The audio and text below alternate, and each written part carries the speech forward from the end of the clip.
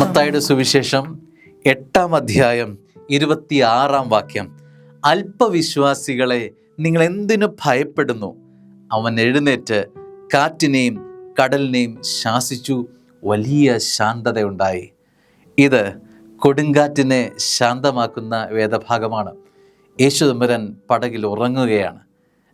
ഇവർ ശിഷ്യന്മാർ ഓടി വന്നിട്ട് ഈശോയെ ഈ പ്രക്ഷുബ്ധമായ കടലിനെക്കുറിച്ചും ഈ അശാന്തത നിറഞ്ഞ ഈ അനുഭവത്തെക്കുറിച്ചും പങ്കുവയ്ക്കുമ്പോൾ കർത്താവ് പറയുന്ന മറുപടിയാണ് നമ്മൾ വായിച്ചു കേട്ടത്. അല്പവിശ്വാസികളെ, വിശ്വാസം ചോർന്നു പോകുന്നവരെ, വിശ്വാസം ആഴപ്പെടാൻ ഇനിയും നിന്റെ ജീവിതത്തിൽ സമയമുണ്ട്, സ്ഥലമുണ്ടെന്ന് തോന്നുന്നവരെ, സ്നേഹമുള്ള മക്കളെ, വിശ്വാസത്തിൽ ആഴപ്പെടാൻ സ്വർഗം നിന്നെ മാടി വിളിക്കുകയാണ്.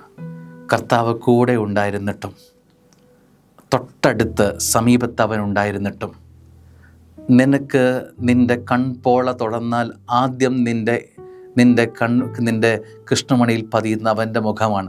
അത്രയടുത്ത് അവനൊരു വാക്കുച്ചരിച്ചാൽ നിൻ്റെ ശ്രവണപദത്തിലാണ് അവൻ്റെ ശബ്ദം ആദ്യം വീഴുക. നീ കരം നീട്ടിയാൽ നിൻ്റെ വിരൽത്തുമ്പിൽ അത്ര സമീപത്ത് അവനുണ്ട്.